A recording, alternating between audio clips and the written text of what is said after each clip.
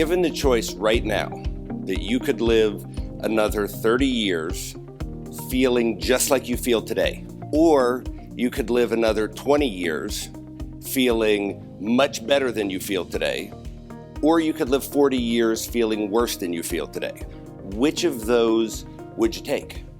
Because those are two different ways of looking at anti-aging medicine. The real question is it trying to make you feel better, or is it trying to make you live longer? Why do we age at all? There's no biological reason we have to age. Lifespan of an organism, what's fascinating, is directly related to how long it can survive in the wild. So if the main causes of death are getting eaten, killed, freezing to death, whatever, evolution for millions of years has been purely focusing on fixing those things, okay? So there are trade-offs for almost every trait, right? So if you're better at putting cells into senescence, so making cancer cells not be cancer, you get more age-related diseases. So if there's a low rate of cancer in your family, you probably have an increased rate of cognitive decline. On the other hand, if you have an aggressive immune system, you're less likely to die of infection or cancer, but you're more likely to get cardiovascular and autoimmune diseases from chronic inflammation.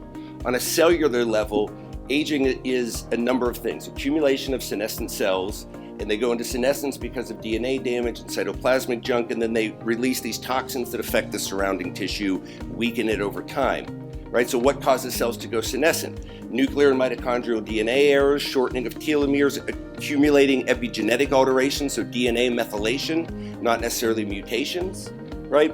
Loss of proteostasis, so that's buildup of things like amyloid, beta protein, the things that cause Alzheimer's, but cellular junk. And then inefficient ATP generation by mitochondria. So what pretty definitely extends life and health? Number one, extreme calorie restriction. If there was one thing, if you came to me and said, I want to live to be 100, what is most likely to get me there? If you're a man, 1,200 calories a day. If you're a woman, 800 calories a day, right? That's close to starvation level. You also have to dramatically decrease your activity level, right? But if you wanted to live to be 100, didn't care how you felt, 1,200 calories a day, just don't move much. Once we have virtual reality and you can just lie in your, massage chair all day and look through your goggles, that might work. But that is by far the best evidence for anything that makes people and animals live dramatically longer. So decreasing insulin-like growth factor, and growth in sex hormones. So all of those significantly increase your risk of getting cancer or cardiovascular disease.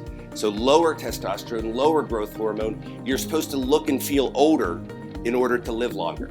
Metformin, right? So this is if there's one thing that you could take away from this talk in 10 seconds, it's that everybody ought to be taking metformin. So the data is really good. If you're a diabetic and you go on metformin, you live longer than an age and health matched non-diabetic, right? Because metformin slows down the aging process. My personal dose, the dosing isn't exactly worked out, but I take 750 milligrams XR every morning. Incredibly safe drug. I got interested in it because I started using it for hidradenitis and PCOS in a lot of patients. And as I looked at it, it's an incredibly safe drug. And then I started to see some of the data about life extension with it. So it really does have good data behind it. Whole blood from younger organisms. The other thing that would work great is the blood of a young child, right? It's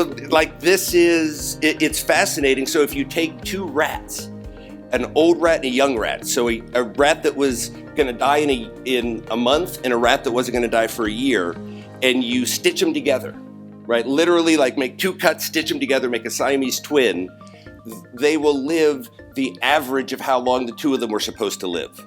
Are you going to do that? I'm a little nervous about the grandkids of people in this room right now. But other than that, I would stay away from it. And then continuing to work, you should never retire, or at least you should never stop doing a lot. It doesn't have to be dermatology, but it can be whatever you want. And then being physically active. But an interesting question is what probably works? Intermittent feeding. Intermittent feeding is very different from intermittent fasting. Intermittent feeding means you pick an 8-hour window every day, and during that window you eat anything you want. Literally, the studies are no restriction on what you eat during those 8 hours. So living at altitude, about a mile, reduces cardiovascular disease and cancer. Consuming coffee, and there's no real upper limit. Optimism, but not happiness, after you control for everything else. Most important, be reversing the effects of stress. Maybe good oral hygiene, but that might just be a marker of healthy lifestyle, right? Having between 1 and 4 kids, and it's unknown if it affects you biologically or if it's lifestyle, and having someone to take care of you when you're old.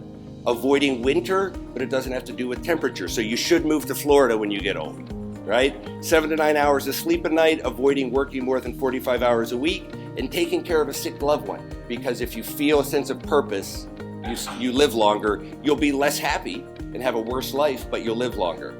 Right? What doesn't work? Omega-3 fish oil supplements, low cholesterol, diet.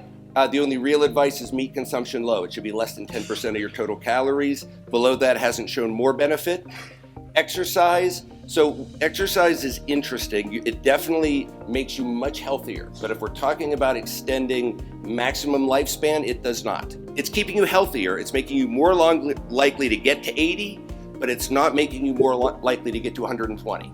Right, is the way that you should think about exercise. What else doesn't work? Aspirin. If you haven't been diagnosed with cardiovascular disease, red wine does not work at all. Purely correlates with a more healthy lifestyle.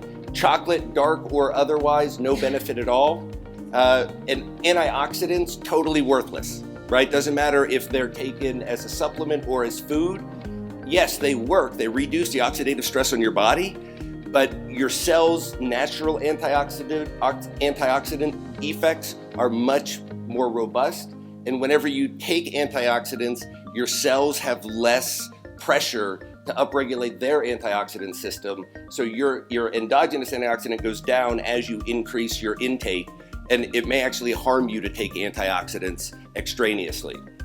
Right? So what pretty definitively doesn't help you, regular vitamin and mineral supplements, maybe the doses are too low. Telomerase extension, any benefit is outweighed by increases in cancer. HGH and testosterone make you feel younger but die sooner. The biggest main takeaway is, number one, there's nothing other than metformin, there's nothing that it's like, you should be doing this. That's the one thing that is really, really worth doing that you may not have heard of yet.